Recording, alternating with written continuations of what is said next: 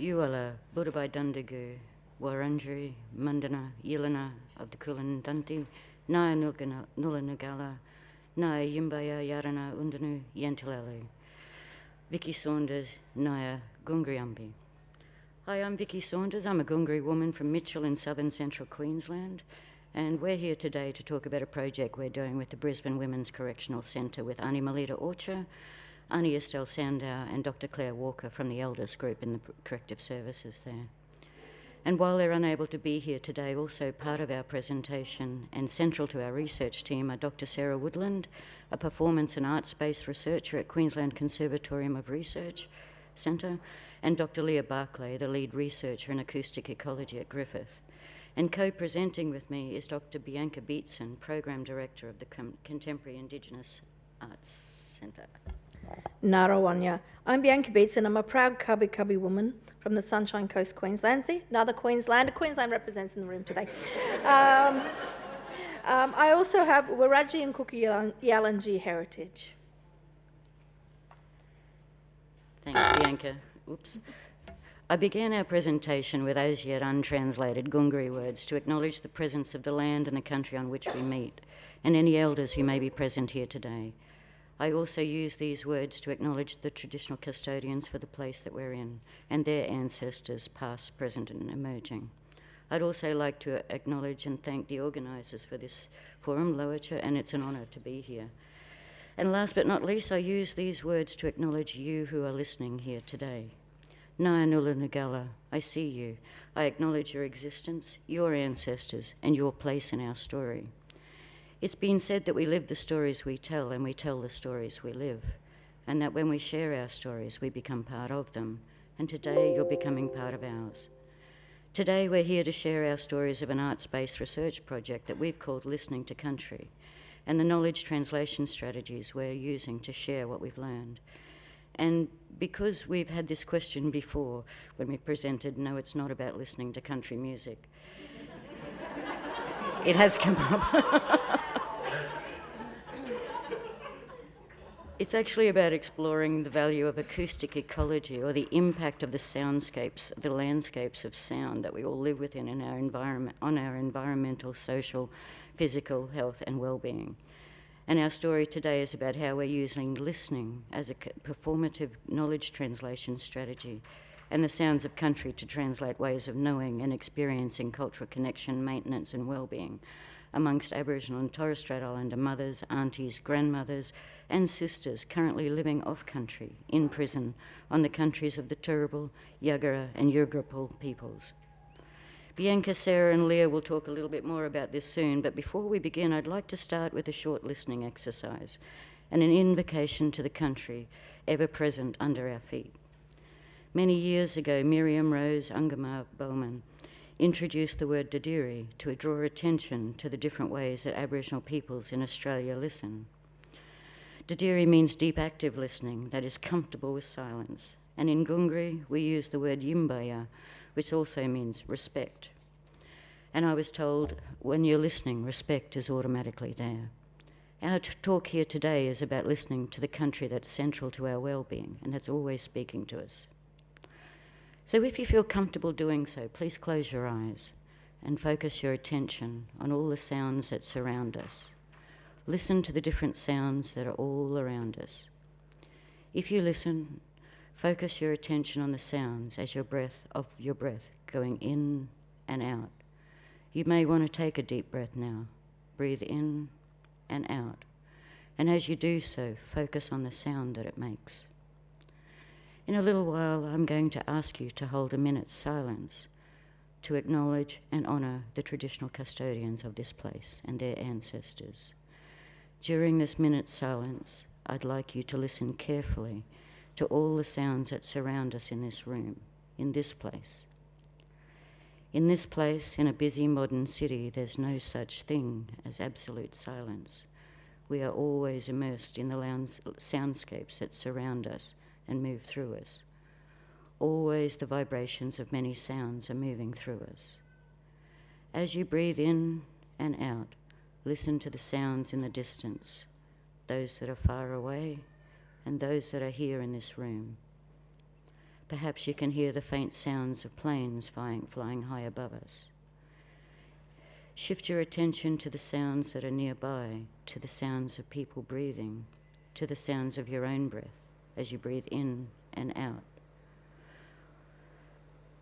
During the 1 minute silence that we will be inviting you to hold soon, when I stop speaking, try to feel for the sounds that exist beneath all of the sounds that surround us, those that we can hear and those that we cannot quite hear with our ears, sounds that we sometimes feel through our feet. Underneath all those sounds is the sound of the country we stand in, ever present, ever speaking to those who would listen. Beneath the concrete and tar, beneath all the steel and timber, far beneath is the metronymic sound of the heartbeat of the country. If you listen, you will hear it. Please join with us in a minute's silence.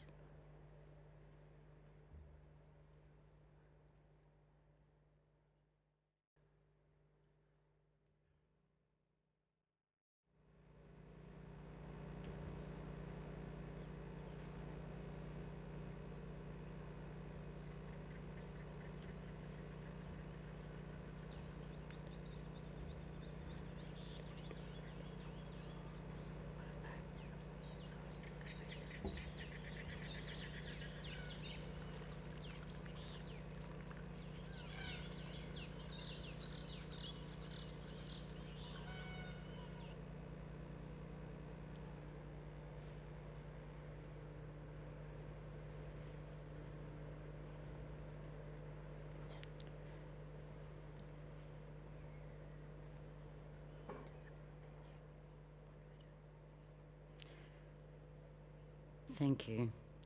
To close this introduction, I'll reiterate the Gungri words I started with. These words were not allowed to be taught the year I was born. The words I started with roughly translate as, hello, it's a beautiful morning here on this country, the country of the Wurundjeri people of the Kulin Nation. I see you, I acknowledge your existence, and the existence of all our ancestors, past, present, and future. I hear you. In this place we are listening. We are listening for the laughter of children in this place. Yen Tulalu, may peace be within you. Before we talk about how we are translating that knowledge for policymakers, we'll talk a bit more about the project. Let's play a short recorded video from Sara Woodlands. Let's hope it works. Come on now. Our project came out of listening. Over several years I've been doing theatre projects in Brisbane Women's Correctional Centre, and in my discipline of applied theatre, the process of sharing stories and making performance is how we as a community make meaning and generate knowledge together. So we'd made cross-cultural performances about the history of incarceration and the stolen generations, and one of the more successful of those projects had been a radio drama.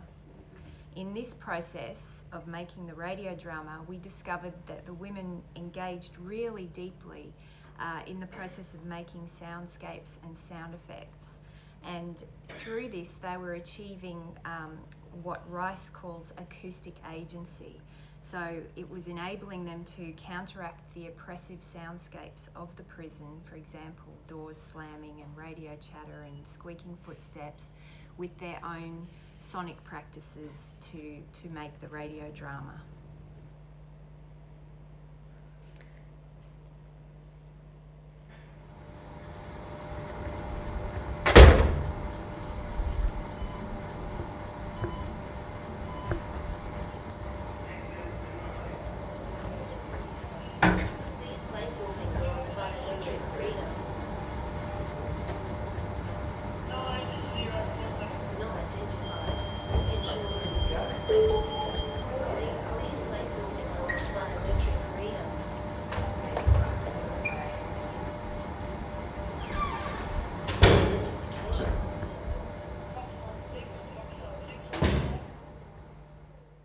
What you just heard then was the sound of the prison landscape. So Sarah's going to just tell us a little bit more about how the project came about, and then after that I'll actually talk a little bit about actually physically what we did. So the previous theatre and radio drama projects led to a direct request from a group of Aboriginal women at Brisbane Women's Correctional Centre to create a culturally relevant relaxation CD, a sound recording for the purpose of reducing stress and connecting to natural environments and to country. And so this is what began our cross-disciplinary conversation as a group of artists and scholars. The project was an intensive program running from January to February this year, so it's only a newly finished project. It involved a number of co-facilitated workshops by our interdisciplinary team. These workshops were developed to allow the women to build trust, capacity, and to facilitate the actual creative process, which enabled the transfer of knowledge. Some of these activities included post-it note poetry writing workshops, sound meditation, drawing, music and percussion workshops, and, all importantly, recording each other's voices, footsteps, breaths, heartbeats, and their poetry they'd created. And another really important part of the project, which happened right at the beginning, was this project we now call the River of Words, which you can see in the slide.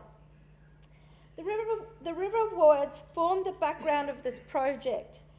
So with the River of Words, we got a whole heap of post-it notes, and I asked everybody to think about their belonging place, because I understand not everybody in the centre knew exactly where their country was from.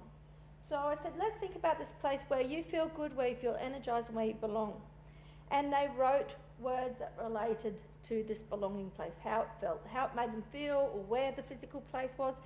And we created this big circle in the room, and in the middle of the room was this imaginary fire. And everybody threw these scrunched up balls of paper into the fire. Then they were asked to actually sort of all jump in and grab them and lay them out on the ground in whichever order they wanted. And what happened was this amazing river of words. And it became this beautiful, poetic kind of river. And we asked a few of the women to record it. This was our very first day. You know, I used it as an icebreaker, but it became very much the backbone and the structure of how we actually created the soundscape.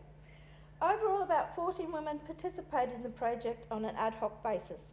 However, the ad hoc nature of their participation was one of the challenges of working in a remand centre, with people being released and transferred regularly. We worked alongside the women to create a visual music score based on yarning and thinking about the sounds of country, of their belonging place.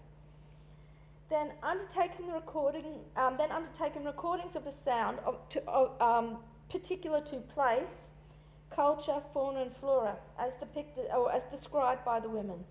These sounds were played back to the women, whose voices were filtered through these recorded sounds of country. The women then worked with a team to compose the final soundscape, and on the final listening day, some of the women said they'd forgotten that they were in prison for a moment, and I think that was really key to what we were doing. Vicki. Thank you. So, trying to get this thing to work. So our knowledge translation, as I said before, our knowledge translation strategy is framed around listening, and it's a relational model aimed at strengthening the work that the elders are already doing in the prison. It's also focused on using our existing relationships and networks to focus attention on acoustic agency or having some sort of control over the soundscapes you're immersed in a prison. And it's about the wellbeing effects of paying attention to and actually having time to listen. Few would disagree in Indigenous health research that strengthening Indigenous connection to country, Aboriginal connection to country, is a critical element in every effort, in all of the efforts to improve Indigenous wellbeing, and that elders play a pivotal role in this. At the heart of Indigenous research, methods of Indigenous knowledge generation and application are participatory, communal, experiential, and reflective of local geographies of place. So where we were had quite an impact on what we were doing, and it will evolve in the different places where we tell this story. Knowledge translation in this context is inherently experiential and felt. In arts-informed research, the audience are participants in the creative production of knowledge, and they are also part of the community being targeted. And this is reflected in how we've approached our knowledge translation strategies. Each of the elements in this table build on existing relationships in our commitment to the use of creative and arts-informed approaches to research. So knowledge translation and acoustic ecology is not so much about what is being said here, but rather on how you are listening to it. And I know that even as I'm speaking, you're hearing something else as you read this slide. I'm not going to read through this list. Instead, I'd like to reiterate that our work is grounded in the practice and principle that is becoming widely known as Te Diri, listening in an Aboriginal way, in a more spiritual way, to the world around us, to the country that's central to all of our well-being. And as I mentioned before, Te Diri is a word from the Daly River people that Miriam Ungama Bowman Rose introduced to describe the practice of listening with more than our ears. It's a whole body listening. And as a practice, we've incorporated this in every aspect of the project, but we don't always call it Te Diri. In Gungri, it's Yimbaya, which also means respect. In Turrbal, where the prison is located, the word for listening is Binang. And for Leah, it's called Acoustic Ecology. And we'll just listen to Leah tell a little bit more about that now. Or maybe.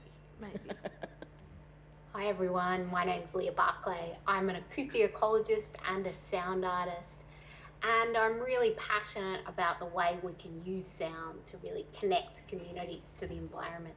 So sound has this amazing ability to provide an embodied engagement with a place and time, and deep listening can make us feel immediately present and connected to our surrounding environment.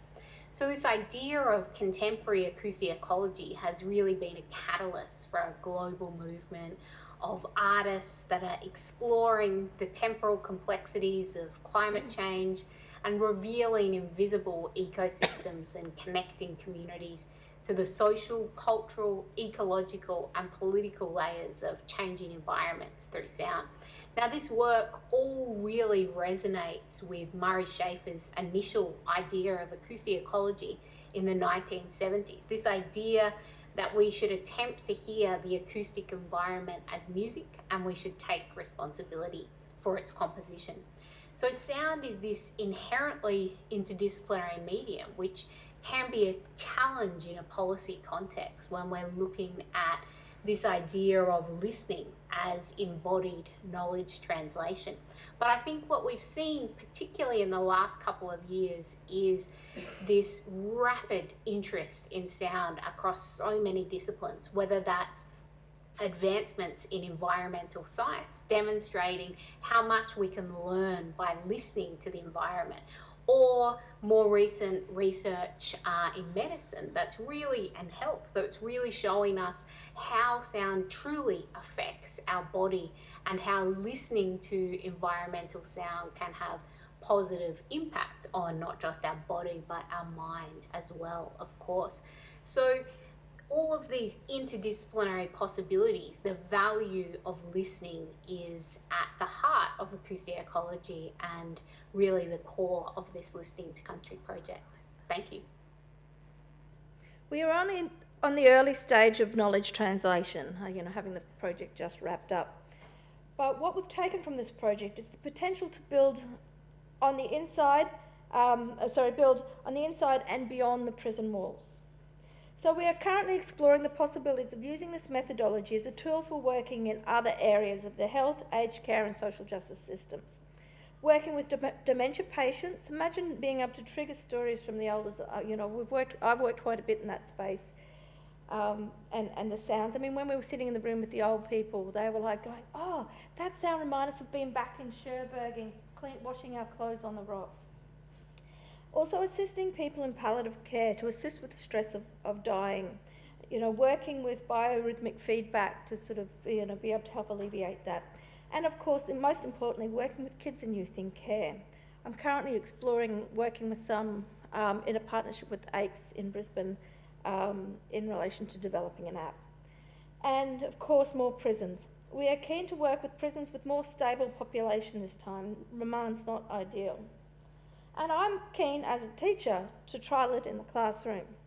So what we actually have, our next steps are, in May we'll visit the Townsville elders and community groups and the Townsville Correctional Centres to explore the possibilities of building capacity to extend the project there. This is building on Vicki's already strong connections in child protection and family wellbeing in Townsville. We will soon visit the Sunshine Coast Elders and community groups to explore the possibility, again, of using this approach and a partnership with Pelican Projects, bringing youth at risk and taking them back to water country. We have confirmed an immersive audio installation at the Lowitja Institute Conference in Darwin in June to showcase the work in its entirety. And we'll also be hopefully doing the same thing at the Baringa Fire and Water Festival in Mitchell and the Horizons Festival on the Sunshine Coast. Also, we're also confirmed an international collaboration with Associate Professor Brenda Morrison, Director of the Centre for Restorative Justice at Simon Fraser University. She'll be visiting in May to develop a large multi-partnership grant she's involved in. And we're looking and involved in, which looks at restorative justice with Indigenous women in Canada. And we've also been invited to undertake a keynote presentation about listening to country at the Performative Arts and Justice Symposium at Massey University in New Zealand in September.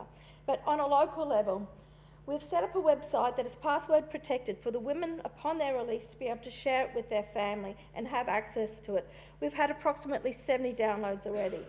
But at the heart of it, it's about enhancing the work the elders do. We are hoping that the elders will be able to use the CD when they visit the women in prison. The women also have access to the sounds, well, the soundscape through the prison computers and the CLOs, as well as they all got a CD. However, as arts-led research, the most important way of us to transfer this knowledge is, of course, through having people listen to it, because when we listen to country, you can feel it in your body, and only when you can feel it in your body can you begin to understand the true benefits of listening to country. So, hopefully this one will work. So to conclude our talk, we'd like you to listen to another part of the soundscape. We were originally, during the minute silence, planning to play the first part of their soundscape, which is part of but it didn't work. So another part of the soundscape that the women created for their CDs. So woven into this soundscape is an unspoken story and part of the poem they've created out of the river of words. Their voices have had to be altered, of course, because due to the restrictions in the prison, but this is what they wanted to say, and this is their creation and their knowledge. Thank you. No, back. Oh, it's embedded in here. No. Escape. Technology.